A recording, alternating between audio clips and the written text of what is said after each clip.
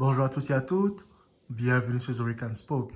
Les amis, j'ai l'immense plaisir de vous retrouver en ce jour en vue de faire le débriefing de la rencontre ayant opposé la Gambie au Cameroun, s'il vous plaît, ou devrais-je dire la Gambie aux Lions indomptables du Cameroun, les amis. Franchement, c'était un match qui comptait pour la troisième et dernière journée de la Coupe d'Afrique des Nations, édition Côte d'Ivoire, la CAN 2023, la plus belle CAN de tous les temps, si je devrais dire ça ainsi, après celle qui a été faite au Cameroun en 2021.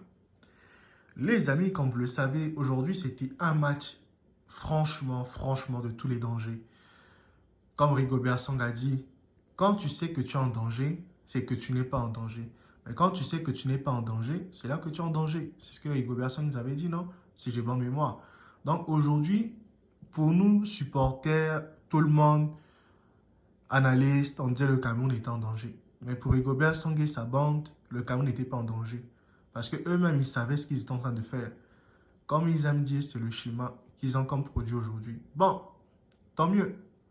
Donc, le Cameroun a fait un très beau match. En temps normal, moi, je ne viendrai pas faire un débriefing du rencontre pareil. Cameroun-Gambie, pour moi, il n'y a même pas à analyser ce genre de match. Il n'y a même pas à parler de ça. Parce que pour moi, coûte que coûte, le Cameroun gagne. Parce que je n'ai même pas le temps à perdre pour venir comme m'asseoir ici et puis parler de cette rencontre, sincèrement, honnêtement. Si c'était le Cameroun de Eto'o, de l'époque, des Patrick Mboma, j'avais mis une tape, je n'allais même pas venir perdre mon temps pour commenter. Mais comme c'est un nouveau Cameroun qui a une philosophie qui est habitué à jouer les organes, qui met le cœur en haut, donc on est obligé de venir commenter ce match. Donc voilà pourquoi je suis là ce soir pour faire le débriefing de cette rencontre en fait. Bon, personnellement, franchement, hein, euh, la composition de l'équipe m'a vraiment plu parce que j'ai aimé ce que j'ai vu là, cette prestation, ces joueurs qui ont été mis sur le terrain. Même si moi, Karl Toko Ekambi, pour ma part, hein, j'aurais même pas voulu le voir jouer. Mais bon, comme on dit toujours que ce qu'on veut n'est pas forcément la vérité et que quand on est analyste, on n'est pas forcément avec le groupe, comment ils s'entraînent, comment est-ce qu'ils font les choses. Bon, Toko Ekambi, c'est un très bon joueur, je le reconnais, je ne vais jamais dire du mal de lui, mais c'est un très grand joueur. Mais c'est que c'est arrivé à un certain moment où Karl Toko Ekambi est en doute en fait. Il doutait tellement. Et je pense que la confiance que Rigobert Song lui accorde en ce moment, il le lui a rendu aujourd'hui. Parce que c'est un joueur, même à Lyon, il a quitté l'Olympique Lyonnais dans de très mauvaises conditions, Karl Toko Ekambi. Et pourtant, quand il était à Villarreal, il était brillant. Mais quand il est venu à l'OL, mais mon Dieu, surtout son pire cauchemar, je pense que c'était le match que l'Olympique Lyonnais avait comme joué contre, je crois que c'est Bayern Munich, hein, là où Karl Toko Ekambi avait raté des actions, des duels face à Neuer.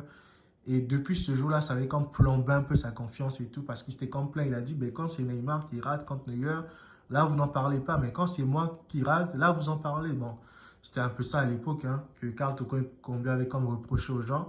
Et ben, aujourd'hui, on a vu que malgré les défauts, malgré les difficultés, bon, le gars, il a fait son match.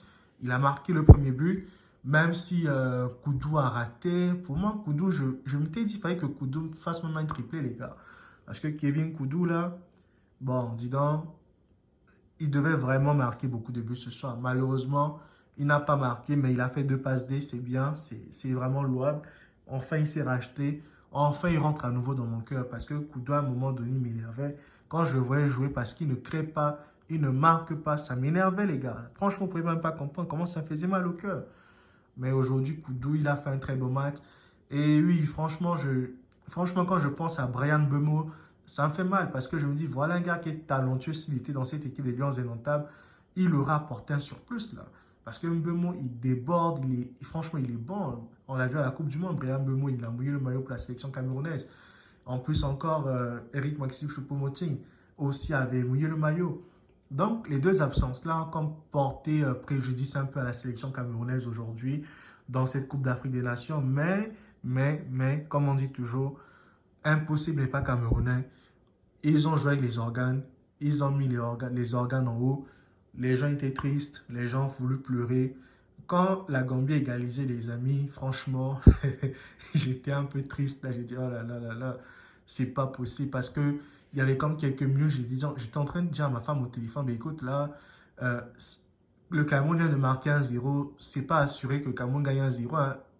Donc, on en parlait comme ça. Là, puis, après, la Gambie égalise. Quand la Gambie marque le 2-1, les gars, j'ai failli jeter mon téléphone.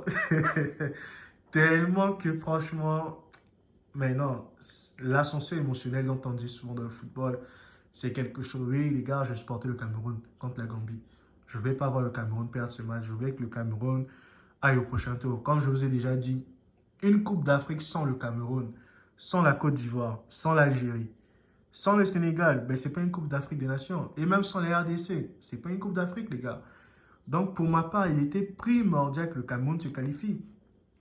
Donc, oui, je supportais le Cameroun. Je voulais voir le Cameroun aller le plus loin possible. Et le Cameroun l'a fait.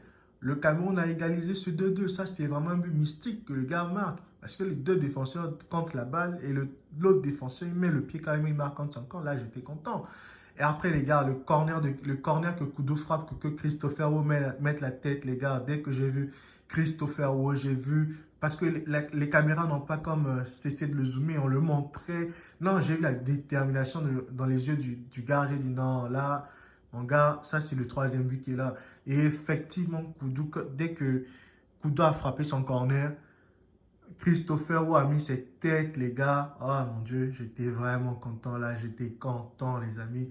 J'étais vraiment content de voir ce troisième but du Cameroun.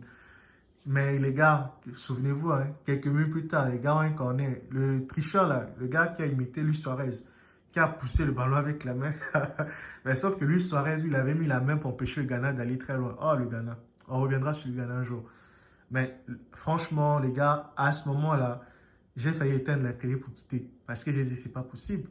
C'est pas possible. Comment la Gambie peut revenir à 3 buts partout? Mais non, il fallait compter sur un Ondoa, Fabrice Ondoa. Non, le gars, franchement, Ondoa, les amis, le Cameroun n'a plus besoin de mettre Ondoa sur le banc de touche. Ondoa doit jouer tous les matchs de cette CAN, les gars. Moi, je veux voir Ondoa dans les buts. Parce que le Cameroun a gagné la CAN 2017 avec Fabrice Ondoa. On n'a pas gagné la CAN 2017 avec Onana. Onana avait refusé la sélection en 2017. C'est Ondoa qui était là. On doit faire le job. On doit faire des arrêts, des parades. Et on a souvent tendance à oublier ça. Pourquoi? Parce qu'aujourd'hui, on a Onana qui joue à United, Onana qui joue à Champions League. Et puis Ondoa ne fait pas des grands matchs. Ondoa n'est pas dans un grand club. Donc, on a comme tendance à banaliser Ondoa. Alors que le gars, il est bon. Le gars, il fait ses matchs, les gars. Moi, je suis un pro Ondoa, les gars. Moi, Ondoa, c'est mon joueur. Je supporte Ondoa. Je ne supporte pas Onana. Onana, c'est un bon gardien, oui, mais Ondoa mérite la place de titulaire en équipe nationale. Ça, c'est la vérité qui est là. Donc, aujourd'hui, Rigobert Song a fait un choix courageux. Le match déterminant pour les Lions indomptables, il a fait jouer Ondoa dans les buts. Et les amis, ça a été vraiment productif. Ondoa fait les arrêts. Il a barré les gars. Franchement, que demander de plus au peuple du Cameroun? D'avoir un meilleur gardien comme Ondoa. Même si la défense aujourd'hui a fait ce qu'elle pouvait. Mais le gars là, nous, Tolo. Bon, aujourd'hui, je change de discours sur lui. Hein, parce que quand le Sénégal, là, il m'avait énervé. Mais là, aujourd'hui, non, le gars était bon. Franchement, il a fait des interventions défensives qui ont été excellentes. Je ne peux pas lui en vouloir aujourd'hui. Aujourd'hui, il a fait son match, le gars.